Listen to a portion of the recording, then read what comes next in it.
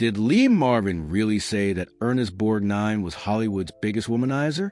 That's the kind of bold claim that sets off alarm bells across old-school Hollywood circles. When two larger-than-life personalities like Marvin and Borgnine collide, sparks are bound to fly. But behind the tough guy exteriors, there's a lot more going on than meets the eye. If you thought this was just another rumor floating around, you might be in for a surprise. Because while Marvin never outright called Borgnine a womanizer in so many words, the truth he hinted at might just be wilder than the rumors. Let's rewind the tape. Both men were powerhouses of the screen, gritty, unpredictable, and commanding in every scene they touched. Lee Marvin, with that razor-sharp voice and cold stare, was Hollywood's go-to tough guy for decades. And Ernest Borgnine? He was the unpredictable dynamo, bouncing from Oscar-winning performances to wild, real-life antics that could fill 10 biographies. The two first crossed paths in the 1950s, during the golden age of menacing anti-heroes and war epics. But it wasn't just acting style that connected them. It was a mutual respect formed through shared roles, shared chaos, and a shared code. The kind of code only former military men. Marvin was a Marine in World War II, and Borgnine served for 10 years in Navy, could truly understand. They weren't just co-stars. They were cut from the same hard-edged cloth. So when Lee Marvin later gave an off-the-cuff remark, calling Borgnine a real Marine, people paid attention. On the surface, it sounds like a simple statement of camaraderie, but in the Hollywood trenches, that phrase carried weight. A real Marine wasn't just about battle scars or discipline. It hinted at a man who lived full throttle, with no breaks and no apologies. And Marvin knew exactly what he was saying, because Ernest Borgnine was notorious in Hollywood for more than just his acting chops. Behind the scenes, stories of his larger-than-life persona spread like wildfire. Women parties, bar fights, spontaneous road trips. You name it. If there was a wild story happening in Hollywood between the 50s and the 70s, odds are Borgnine's name came up. And Marvin? He saw it all up close. But here's the thing. Marvin never seemed to criticize him for it. In fact, the way he spoke about Borgnine carried more admiration than judgment, which raises the question, was he revealing a shocking truth, or simply saluting a fellow rebel who refused to be tamed? We're just getting started, because the deeper we dig into their history, the more this story twists. From movie sets soaked in tension to backstage chaos you wouldn't believe, what Marvin and Borgnine shared wasn't just respect. It was a complicated friendship built on chaos, control, and a shared hunger for life that few understood. And if you think that was intense, wait until you hear what Borgnine himself confessed in later interviews. While many Hollywood friendships are fleeting, born on set and forgotten by the rap party, what Lee Marvin and Ernest Borgnine had was something deeper, more raw. Their bond wasn't polished by red carpets or softened by studio PR. It was forged in the dirt and sweat of roles they played and the lives they lived off-screen. Their connection started with mutual respect, but quickly evolved into something that resembled an unspoken brotherhood, thick with competition, admiration, and just enough tension to keep things interesting. Their first major on-screen collaboration came in 1967, when they teamed up for the cult war classic The Dirty Dozen. And if you've ever watched that film, you know exactly why this pairing worked. Marvin played the hard-nosed Major Reisman, leading a ragtag team of military criminals on a suicide mission. Borgnine, on the other hand, played General Wardens, stern, calculating, and constantly clashing with Marvin's rebellious energy. It was a dynamic that felt real, because in many ways it was, on set, Marvin wasn't one to sugarcoat anything. He had a reputation for calling out actors who weren't pulling their weight. But Borgnine, he could take it and give it right back. Their banter wasn't just acting. It was a tension of two alphas testing each other's limits, only to realize neither one was about to back down. And that earned respect, the kind of respect that Marvin didn't hand out easily. But their bond extended far beyond the script. Between takes, the pair would trade war stories, many of them unfiltered and shocking. They'd talk about life, regret, the parts of Hollywood most actors avoided mentioning. Borgnine had a devil-may-care charm, an energy that made people either love him or run for cover. And Marvin? He saw through it. He knew the toll that lifestyle took, and he admired Borgnine for surviving it. In interviews years later, Marvin would say things like, Borgnine was the real deal. But that wasn't just about acting. It was about how Borgnine lived, out loud, unapologetically, and at full speed. Whether it was his 5 marriages, including a blink and you'll miss it one to Ethel Merman, or his infamous interviews about staying healthy in outrageous ways, Borgnine wasn't just a Hollywood character. He was a Hollywood force. And Marvin, tough as he was, respected that kind of unfiltered authenticity. But don't let the admiration fool you. There were also moments of friction. Marvin was known for his intensity, especially when alcohol was involved. Borgnine, ever the extrovert, sometimes clashed with Marvin's darker moods. Their friendship had its stormy moments, especially when personal boundaries got blurred. But through it all, they kept coming back to one thing: loyalty.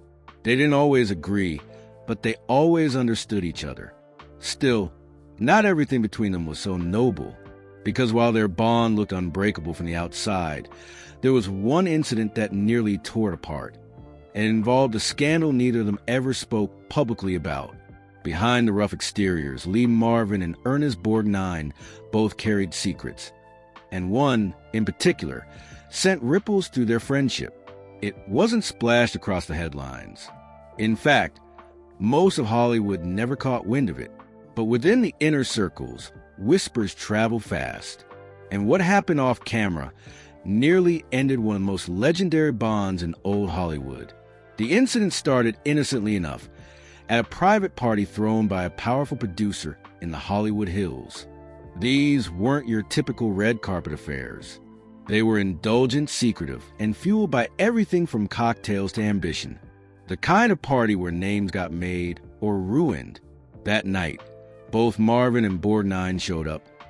Marvin already nursing a few drinks, and Borgnine in his usual larger-than-life mood, cracking jokes and working the room.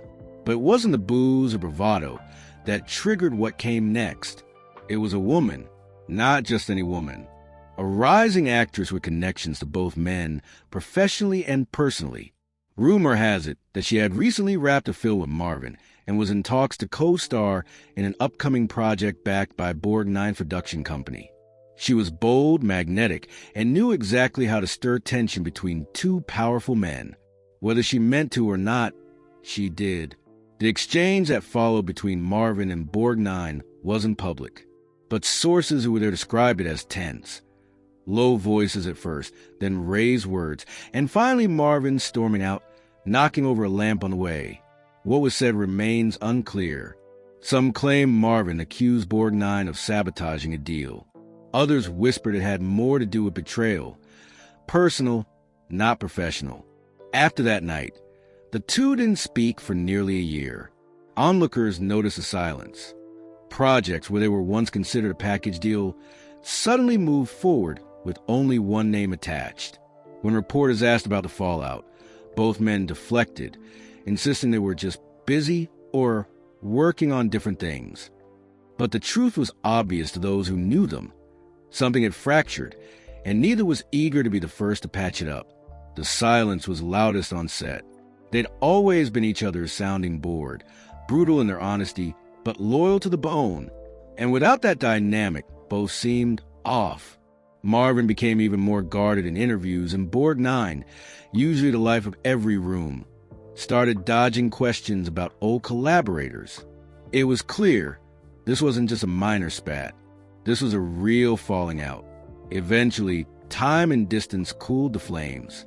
They never addressed the scandal publicly. Too much pride, maybe, or too much Hollywood code. But even after the dust settled, something between them had shifted. The easy laughter, the mutual ribbing, the unspoken brotherhood. It never returned quite the same way. Still, Marvin never disrespected Borgnine in public. Quite the opposite. Because despite everything, he held on to one undeniable truth. Borgnine was still one of the most electric and dangerous men in Hollywood. And the stories he took to the grave? Well, one of them would change everything. Years passed. The feud faded into a quiet truce, and both actors moved on. But the past never truly let go. For Lee Marvin, who was known for his stoic toughness and minimalist words, one moment in the final years of his life broke that silence. In a rare, off-the-record conversation with a biographer he trusted, Marvin said something he never dared speak publicly about Ernest Borgnine, their friendship, and the truth behind a man everyone thought they knew. It wasn't in an interview or a press release. It wasn't even caught on tape. It happened during a late-night conversation, over a half-empty bottle of bourbon, when notepad quietly set aside. According to the biographer, Marvin leaned back in his chair, eyes fogged with memories, and said, "The truth is, Ernie wasn't just Hollywood's biggest womanizer. He was the only guy who could make me feel like I was losing." Coming from a man like Marvin, who had played soldiers, rebels, and outlaws with frightening conviction, that wasn't a light admission. He wasn't talking about women anymore. He was talking about charisma, about presence, about the way Borgnine could walk into a room, and suddenly no one else existed, even Lee Marvin. And that was the root of their tension all along. Marvin was respected. Borgnine was loved. Marvin was feared. Borgnine was welcomed. They were two sides of the same Hollywood coin, one burnished by charm, the other by grit. And Marvin never quite made peace with that imbalance. But here's where it gets even more revealing. Marvin confessed that during their silent feud, actually turned down 2 major film roles, simply because Borgnine was also in the running. "I didn't want to compete with him anymore," he said. "Not on screen, not off." That's how deep the rivalry had dug into his pride. He wouldn't even share the spotlight. The biographer pressed him on why he never confronted Borgnine, never cleared the air about the party incident or the personal wounds that followed. Marvin shrugged. What would have changed? He was Ernie. The whole damn town loved him. You don't want to fight like that. You just try not to lose more than you already have. It was one of the few times Marvin ever sounded defeated. Not in battle, not on film, but in life. Yet even in that confession, there was a trace of respect, a reluctant admiration. Marvin didn't hate Borgnine, not really. What he hated was that Borgnine never seemed to try to be liked. He just was. And for someone like Marvin, who had built an entire career on calculated coolness, that kind of effortless appeal was a threat he could never quite get over. Still, the bitterness never turned into betrayal. Marvin held his secrets. But what he said next, that's what shocked the biographer most. Because in that same breath, Marvin admitted there was something else, something even deeper, that tied them together. For all the screen presence, tough guy roles, and war hero reputations, the real heat between Lee Marvin and Ernest Borgnine boiled down to something far more personal, something primal. Women, not just a parade of actresses, starlets, and socialites, but the attention they drew, and more importantly, who got it. Hollywood in the 50s and 60s was a vortex of glamour and ego. Leading men weren't just competing for box office numbers. They were competing for whispers behind closed doors. And Borgnine? He was a guy everyone underestimated. He didn't look like a matinee idol. He didn't carry the chiseled jawline of a Gable or the mystique of a Brando. But somehow, he pulled more attention than either of them in certain rooms. And Lee Marvin noticed. The stories that came out later, some confirmed, some still debated, paint a picture of a quiet rivalry that simmered just beneath the surface. At one infamous party in the late 1950s, both men reportedly had eyes for the same rising starlet. According to someone who was there, Marvin made the first move, his usual suave, confident approach. But before he could get past small talk, Borgnine swooped in, cracking jokes, making her laugh. And by the end of the night, leaving with her on his arm. It was a moment that stuck with Marvin. Not because he couldn't handle rejection, but because it was Ernest, the guy who wasn't supposed to win those kinds of games. And yet he did, repeatedly. Rumors swirled for years. One of the most notorious, though never fully verified, involved a famous European actress known for her scandalous affairs. She was linked to both men at different times, and insiders claim that when Marvin found out Borgnine had been with her first, it nearly ended a film project they were both set to appear in. The deal eventually collapsed without explanation. Now, people think they know why. The tension went beyond romantic competition. It became a point of identity. Marvin represented a kind of icy masculinity, quiet and intimidating. Borgnine, meanwhile, was warm, boisterous, and charismatic. Women didn't just flirt with him, they adored him. And for Marvin, who'd built his persona on being cooler than everyone else in the room, that was infuriating. Even the press noticed it. Tabloid columns would slyly mention Marvin's latest flame. But when Borgnine stepped out with someone new, the headline screamed. That kind of attention eats at a man, especially one used to being the alpha. Still, Marvin never lashed out publicly. He kept it under control. Barely. But those who knew him said there were signs. Little jabs and interviews, quiet refusals to attend events Borgnine was hosting, and a tense silence whenever the two names came up in the same conversation. But beneath it all, there was something deeper than rivalry, something even Marvin himself might not have realized at the time. And it all came to the surface much later, when one final, unexpected twist changed how he saw Borgnine forever. Just when it seemed the quiet animosity between Lee Marvin and Ernest Borgnine was destined to remain unresolved, something happened that no one saw coming. A moment, years after their on-screen collaborations and long after the glitz of their Hollywood prime, that completely reframed everything. It started with a phone call. According to close friends of Marvin, in the early 1980s, he received an unexpected invitation from Ernest Borgnine himself. Not to a party, not to a film set, but to a veterans charity event. It was something personal to both of them. Marvin had fought in the Pacific during World War II, and Borgnine, though never in combat, had served 10 years in the Navy. The event was low-key, respectful, and deeply meaningful. Marvin reportedly hesitated. Decades of quiet competition and veiled tension don't just evaporate overnight. But something about the tone of the invite got to him. Maybe it was the way Borgnine framed it. This isn't about Hollywood. This is about who we really are. That line stuck with Marvin, who'd grown increasingly weary of the industry's politics and shallow posturing. He showed up, and what happened there wasn't dramatic. It was disarming. Borgnine didn't gloat, didn't poke, didn't even bring up the past.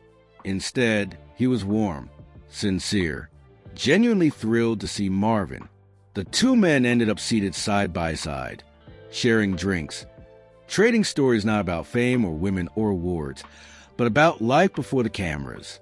Stories of real people they'd known, of ship decks and foxholes, of being scared and proud and young once.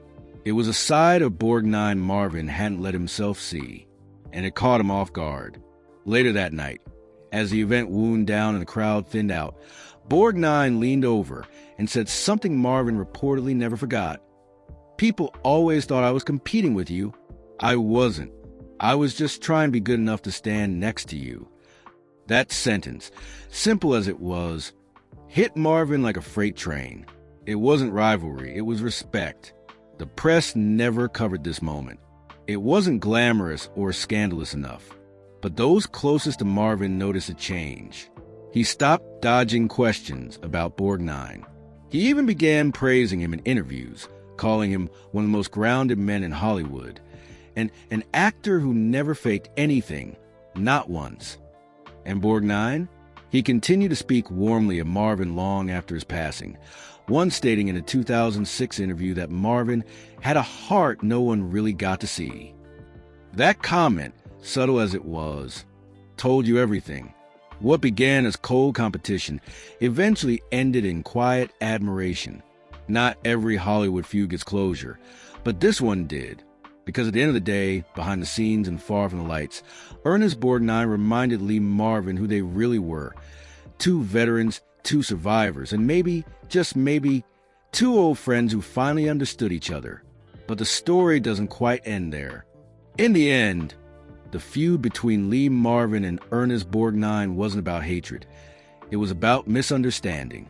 Two men shaped by war, hardened by the ruthless grind of Hollywood, and driven by a deep need to be respected in a town that rarely offers real loyalty. For decades, people saw Marvin as a cool one, the guy who didn't care what others thought. But behind the calm stare was a man who took things personally, especially when it came to someone like Borgnine. To Marvin, Borgnine was chaos in human form. Loud, unpredictable, always laughing, always stealing the spotlight with his sheer presence. And worst of all, Borgnine never seemed to try. He just was. And that made him dangerous. But that's what made him legendary, too. Borgnine's charm wasn't some polished studio trick. It was real. He could walk into a room and make everyone feel like an old friend. And no matter what people thought of his looks or his oddball roles, the truth was undeniable. Women loved him, directors trusted him, and audiences believed him. Marvin finally saw that, just in time, and that moment of realization between the two didn't just bring closure. It revealed something about Hollywood itself, about how often the industry pits people against each other for sport, amplifying their differences and whispering lies until tension becomes truth. How many other rivalries, how many friendships never got that final conversation? It's easy to write off these stories as old Hollywood gossip, but buried inside them are lessons about ego, perception, and forgiveness. Because the truth is, neither of these men needed to compete. They were never the same type of actor. Marvin had an intensity you couldn't fake. Borgnine had a warmth you couldn't replicate. Each brought something unique to the screen and to each other. And when Marvin passed away in 1987, Borgnine didn't release a flashy statement or run to the press. He simply told a reporter, "Lee was a damn good man, better than most people knew." That one sentence said more than any headline ever could. So, what does this story leave us with? It reminds us that rivalries are rarely what they seem. That envy is often just admiration we're too proud to admit. And that sometimes the people we think we're in conflict with are actually the ones who see us most clearly. Hollywood missed the real story behind Marvin and Borgnine. It wasn't just about womanizing fame or feuds. It was about two men trying to find their place in a world that never made room for vulnerability. Now we know the truth. And maybe, just maybe, we can appreciate both men not just for who they were on camera, but for the complicated, fiercely human souls they were behind it.